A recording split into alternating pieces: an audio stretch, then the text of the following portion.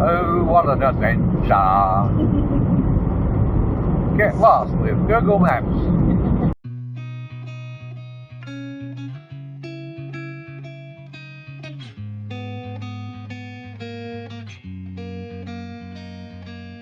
Good morning, everybody. Look at this chalk and cheese from my last video, isn't it? It's windy, but the cyclone didn't do a lot of damage in Port Hedland. Wiped out one roadhouse, and it's heading out to Telfer right now, so there you go. There you go. And we did get a little bit of rain out of it, not much. All these clouds are coming from another cold front down south, and it is cold. I've actually got my jacket on today. Alright, so the new air compressor arrived. Okay, I've got the payment slip here, and you can see this air compressor with tax cost me $319, which isn't a lot of money to pay for small air compressors. Okay, and I did a little bit of research. Senko is Kyocera, Senko Industrial Tools. Kyocera is a Japanese company, and the research I found is Senko compressors are manufactured in the USA at their plant in Hutsford, I think I pronounced that, Hutsford in Wisconsin. If I'm pronouncing that wrong, well, I'm pronouncing it wrong, sorry. Okay. Oh, don't blow away. Oh, the joys of a windy day. Get under there. And it came with a bookie. Okay, so that's what I know about it so far. This is a single compressor unit. It runs incredibly fast and makes a lot of noise. And it's, well, even the part that failed in this is very cheaply made. They might be Australian engineered air compressors, but I'm pretty sure by looking at the parts in there, they're all Chinese. As most of you know, I have been trying very hard not to buy anything from China since they started stuffing around with the Australian economy, and yeah, I'm just not too happy with China at the moment, so the wife and I tend to buy as little as we can from China these days, which is why I did some research before I bought this one. Chalk and cheese, people, chalk and cheese. The build quality of this is beautiful.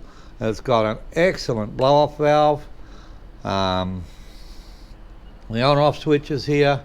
It hasn't got a big cover that takes me half an hour to dismantle if there's a problem. Everything's accessible while being protected by the bottom plates. This is a twin pump unit. This is a single pump unit that absolutely revs at an incredibly high speed, and it's noisy. This one is meant to be super quiet. Now, we don't need a lot of air. Indeed, most four-wheel drives have tankless air compressors in them. Only reason I need a tank is when I'm blowing the dust out of my tow hitch and other stuff that I need to blow dust out of, I need a little tank of air to do that. Now, other differences is this one has a pressure switch that only adjusts the pressure of the tank. That's it. It's got nothing to do with the outflow at all. As you turn this down, the tank pressure goes down, and it'll go down to 0. But then we have the problem that because it doesn't reach the pressure that the automatic switch is set at, it just keeps running if you try and lower the pressure of the tank. This one here has a gauge on the tank itself, and then it also has a pressure switch, which it's in the right position there. You can see that there. So if you set this at 40 psi or 45 psi, then that's what's going to come out of it. Okay, why the tank's at full pressure. That's was another factor in me buying this air compressor. Price wise, they're about the same. This is smaller, yet it's slightly heavier than this one. So that's probably the fact that it's got two air compressors on it instead of a single one that this one has. Both of these units are oilless, which means basically, I guess if you wanted to use it as a hooker you could, although I don't think it's got a big enough air tank to use as a hooker, and it's 230 volts. Okay, so that's a look at the air compressor, a quick breakdown of the two of them. Now we're going to take them around and do some power usage tests, which is very important because these are for my camper trailer. This one is actually replacing this one because of the problems I've had with it. And this is an older model, by the way. They don't make this white one anymore, they make a grey one now, which has got, it's a little bit bigger, it's got more protection on it. And I didn't really want that, so I was really happy I could find one of these still in Australia. Alright, you can pick them up one hand, piece of cake, one hand.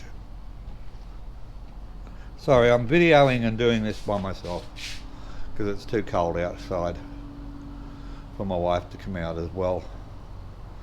Alright, so let me get the camper trailer set up. We'll do some power use tests. You can hear the noise they make when they're running, the difference. And when you're in four-wheel drive, pumping tyres up, it's not always about, you know, speed. You just set them up, pump them up, have a cuppa, and when they're done, you get on your way. You know, when you're on holidays like we are, you just, you move at a different pace, people. You live at a different pace. When we're in the bush, we just take everything slow, steady, and yeah, that fits our lifestyle. So we'll just have a look at the noise, the power use, and see what happens. But the build quality of this is really nice. I quite like it. I quite like it. I love the blow-off valve. It's a very nice blow-off valve. It's not made in China. So yeah. Okay, we'll catch us in a bit. Okay, so I've got the first test already here. We're just going to test the power use of this one. And at the same time you'll hear the noise. I've got the inverter, everything turned on. Okay, and we're taking just over ½ an amp out powering the inverter and all these little blue lights, and the batteries are at 13.1 volts. Okay, so let's turn this on.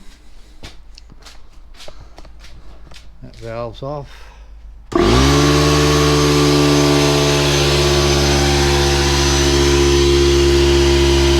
So it's using 110, 111, 12, 13, 14, 15, 16, 118 amps. Okay, the 0.56 is what the inverter's using. And it's, wow, I was yelling. Could you hear me okay? It's noisy. It's incredibly noisy. And since my fix, it is at least turning off now and not just blowing its air valve all the time. Okay, alright, let's get the other one out here and we'll give that a test. I'll be back in a minute. Okie doke, here we go.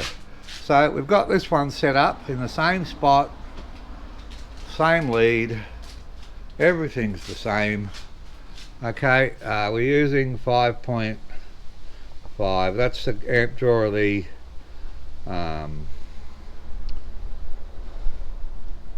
inverter and all these little lights. Same as before, there's nothing new in here.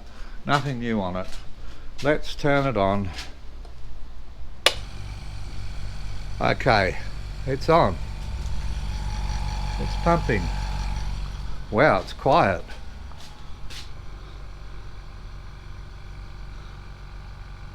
Uh, 22 amps, people. 23 amps.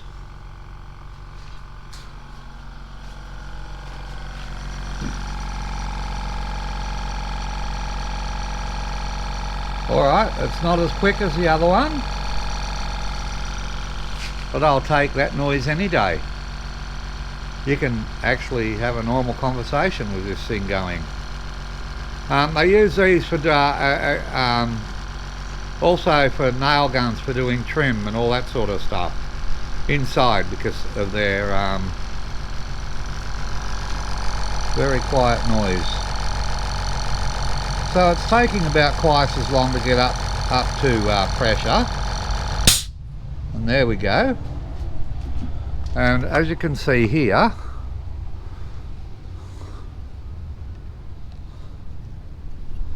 I should be able to set this up, set the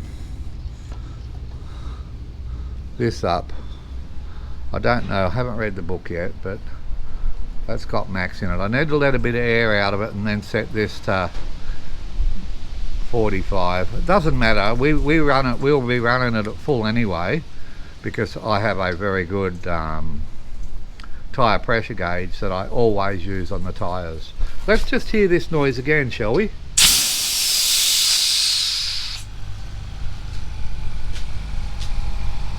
Look, the camera, you can see how close the camera is to it. There's my hand.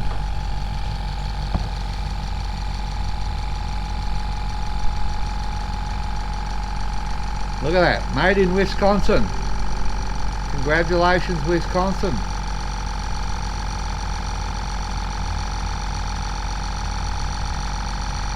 Okay, the other one used 100 amps plus, and this is using 22 amps. I don't mind if it takes a little bit longer.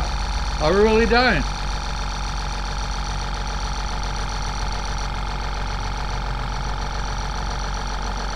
They do make one of these with bigger tanks, by the way, alright. And they even make them for dental offices and hospitals. They're pretty damn quiet. And of course Kyocera is a Japanese company, not a Chinese company.